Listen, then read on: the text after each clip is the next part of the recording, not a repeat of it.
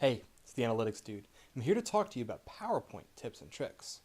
Like almost every other program in the Microsoft Office suite, PowerPoint has loads of shortcuts and tips and tricks that can save you time, frustration, and even make your finished product look a little better when you're done. So to help with that, I created this module in my Udemy course, Present Like a Management Consultant. If you like this video, please hit like. If you want to see more of this content, please subscribe. Both of those mean a lot to us. Without further ado, Present Like a Management Consultant, PowerPoint Tips and Tricks. Present Like a Management Consultant, Module 5.1, Tips and Tricks. So what I've included here are some keyboard shortcuts that'll make your life easier. PowerPoint isn't like Excel in that once you get good at it, you just don't use the mouse whatsoever. You always need a mouse in PowerPoint, or at least a trackpad. But there are some keyboard shortcuts that make your life much easier. On this page, I have some of the easier, more common ones. On the next page, I'll have some that not a whole lot of people know. But these are important to go over. So, Control plus B, once you have something highlighted, bolds it. Do it again, it unbolds it. Same thing for Control plus I for italics, Control plus U for underline. Now, if you want to select more than just a letter, once you have the cursor in there, you hold down Control and Shift, and you can use the up, down, left, or right arrow keys. And depending on what you do, it'll select either a word, the whole line, or maybe the whole paragraph. You'll have to play around with it. Now, when you're trying to make fonts bigger or smaller, Control plus Shift holding down at the same time, and then the greater than makes it bigger, less than makes it smaller. If you're trying to reorder a set of bullets here, Alt plus Shift holding down at the same time, and then using the up or down, you have to have the text highlighted that you want to reorder. You could just move stuff around in here. And then, of course, Control plus Z is undo. Control plus Y is redo. Okay, on to some of the less common ones.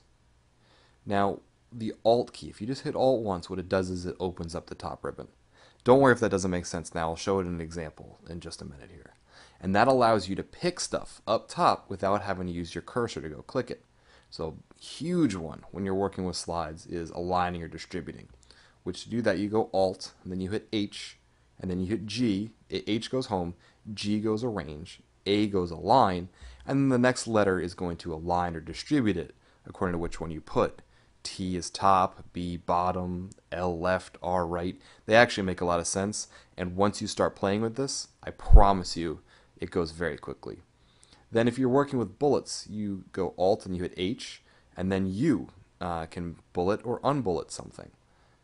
Along those lines, if you then want to indent them or unindent them, Alt H, and then AI indents, AO, removes the indent. And then finally, if you're working with multiple objects in PowerPoint, like boxes, pictures, squares, text boxes, you hold down Control and Shift at the same time, and then drag the object, and it makes an exact copy. That actually, Control and Shift makes it go in 90 degrees from there. If you just hold down Control, you can drag it any which way you want, but most of the time when you're making an exact copy, you want it aligned. So holding down Shift is also a great idea. And now on to examples of how this works. Okay, you ready to see a demonstration of some of these in action? Alright, so right here I have a box where I have a title line and then just a couple of lines of text below it. And the first thing I want to do is to make this title stand out more. So I'm going to click next to it, and then I'm going to move my cursor so you can see a little better. And I'm going to highlight title. How am I going to do that? I'm going to hold down Control Shift and then hit right, which highlights it. Okay, now I said I want to bold it, so Control B bolds it. But you know what? Let's make that text a little bigger too.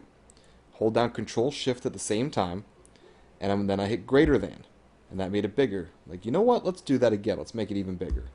Ooh, that might be a little too big. Let's undo that. So Control Z undoes it. I could have hit Control Shift and then less than also, but this is the way I did it.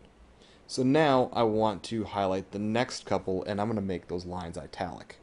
So I want to highlight all three of them. So the way I'm going to do that is I'm going to hold down Control and Shift together, and then press down. I got to do it once, twice, 3 times. You see how everything's highlighted there? Now I hit Control I, and that makes it italics. So as you might be able to see, with a little bit of practice, you can get much faster and much more accurate using this method. Okay, so we got the one box the way we like it, but we don't want one box. We want 3 boxes. So most of the time what people do is they would copy and then they would paste. And of course you can do this with shortcuts, Control C and Control V. But there's an easier way. So we said before, we said hold down Control and Shift, and then drag. And you see how my cursor kind of changed a little bit? It has that plus sign next to it. Now I hold down the left click, and I can drag, and it'll go at a 90-degree angle. So I go 90 degrees right. If I wanted to go down, I could do that, but I don't. I want to go right. So bam, I have one out there. Okay, that's cool. So now I move my one over. Cool, I have 3 boxes, but it looks kind of silly. They're not aligned. Remember at the start I said, well, we can align. So I can try to just keep dragging it up until they're equal, or this is where I was talking about using Alt to get the ribbon. So Alt opens it up, and you see the H right there. Hit H, and then G for arrange, G, and then A for align, A, and then T for top, align top. Boom, they're all of a sudden all aligned top. But look at this, there's a bigger space in between these two than there is between this one. So now I want to distribute them. So I hit Alt again, and it's the same tab. So H for home, G for arrange, A for align, and now I'm going to go H because I want distribute horizontally. Bam, so that moves that over. But if you look, the whole group of them are kind of off-centered. See, here's the center line, and they're not on it. So the way I like to do this is grouping them and then aligning center. So Control G groups, boom, it makes it into one big group. And then Alt, H for home, G for arrange, A for align, and then it's C for align, oops, then it's C for align center. And then all we have to do is ungroup it, which is Control Shift G, and we are done. Okay, so last but not least, the one thing we want to do is change around the text in these boxes. So it goes line 1, 2, 3 in box 1. Well, in the second box, we want it to start with line 2. So I could, erase the 1 here and write 2, and then erase the 1 here. Or I can cut and paste, or I can do the trick I showed you before, which is the reorder. So I hit Control Shift to go right, and go right twice to highlight the whole thing. And now I hold down Alt and Shift together, and I press up, and it rearranges. I could go down, sure, I can go, but I want to go up. And so in the third line, we're going to do the same thing. This time we want line 3 to lead this one. So Control Shift, hit it twice to highlight the whole thing, Alt and Shift together, and we go up twice, right to the top. That easy. So quick recap on this one. Keyboard shortcuts, it's not like Excel where they're practically mandatory to not look like a rube, but they are helpful. They can save you a ton of time, they can make your stuff more accurate, but you need to practice them. Once you practice them, I promise you, they make tons of sense and will become second nature in just a week or two.